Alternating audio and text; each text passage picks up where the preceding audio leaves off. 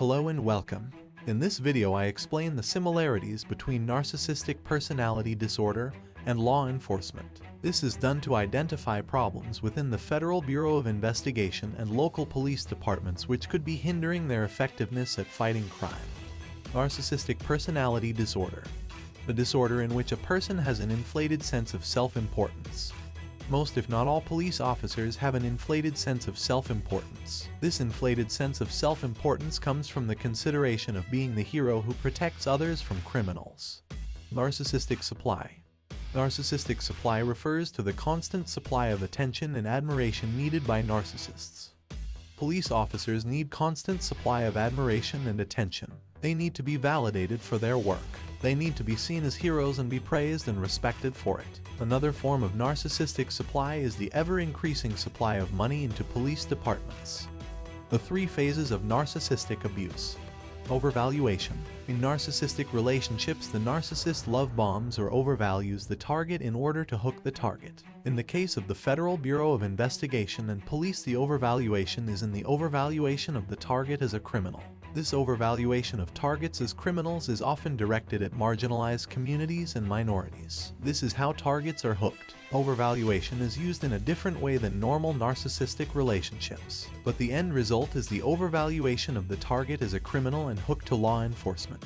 America's incarceration rate is 5 times that of other developed nations and accounts for 25% of the world prison population despite having 5% of the world population. This is because of the overvaluation of people as criminals who can be exploited in for-profit prison systems. Phase 2.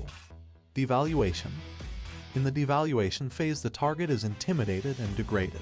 The value of the target is reduced. The methods of doing this are too many to sum up in one video, but some examples include smear campaigns and labeling the target a criminal, intimidation, and harassment. Phase 3. Discard.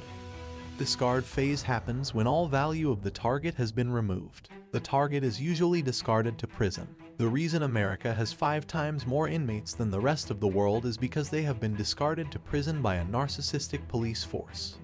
Narcissistic injury. Sometimes known as a narcissistic wound, wounded ego, or ego deflation, happens when those with narcissistic personality disorder face criticism, betrayal, or perceived abandonment. Narcissists often respond to perceived slights with hostility disproportionate to the event. Narcissistic injury in police usually leads to narcissistic rage when the officer feels they are not respected, admired, or commands not being followed. Gaslighting manipulates someone using psychological methods into questioning their own sanity or powers of reasoning. Gaslighting is basically imposing a false reality onto a real reality. It is lying. Common gaslighting examples are criminalizing minorities or marginalized communities or criminalizing members of an opposing political party. Triangulation. This is one person using a second person to destroy a third person. 3 people, a triangle. Special agents and police officers smear targets in order to get other police officers, special agents, and civilians to destroy the target. Criminalizing minorities or marginalized communities gets others to attack those communities. Golden child. Golden child syndrome, or being a golden child, is a term typically used by family, and most often by parents, to refer to a child in the family that's regarded as exceptional in some way.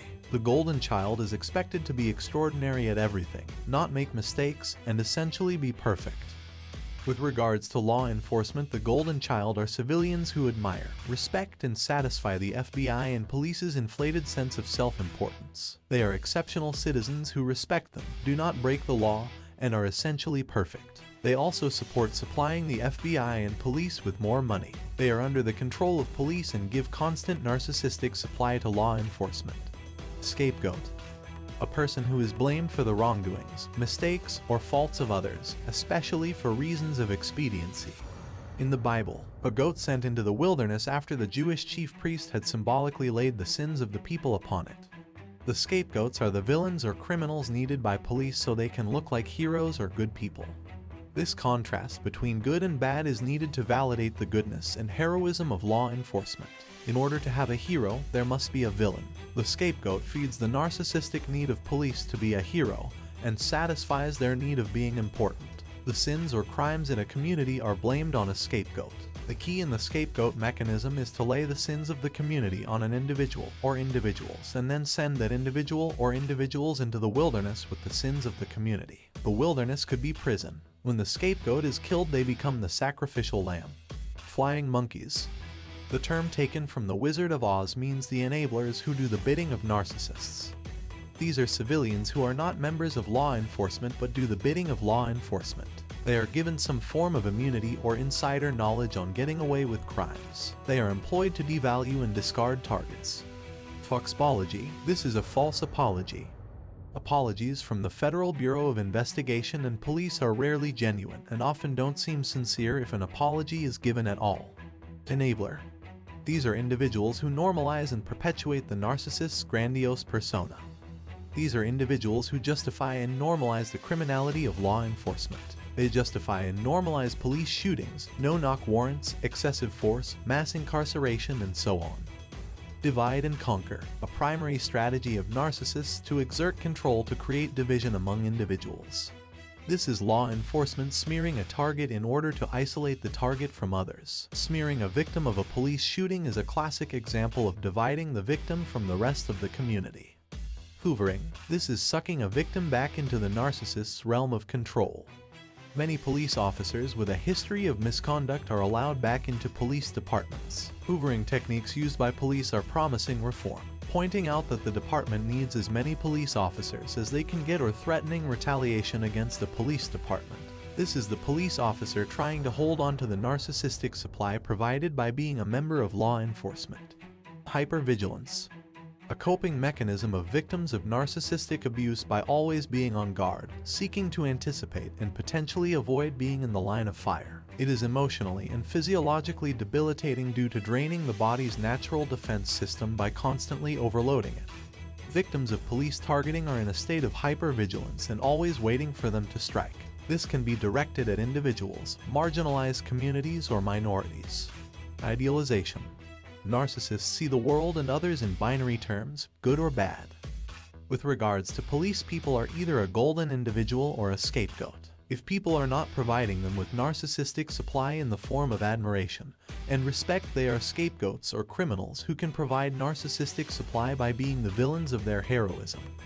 These are the terms I found to have similarities between narcissistic personality disorder and law enforcement. Viewing law enforcement as a narcissistic organization can solve many social problems in society which the FBI and police cannot solve. This is because these social problems are needed by law enforcement to satisfy their narcissistic needs. Law enforcement needs criminals to keep police departments funded with ever-increasing budgets, which gets them more power. They are supplied with more money because there is crime. To keep police supplied with admiration and respect, they need criminals to protect others from. Crime feeds their need for grandiosity, a black hole of needing more criminality that will never be satisfied. It makes them important and keeps them provided with narcissistic supply. Thank you and God bless.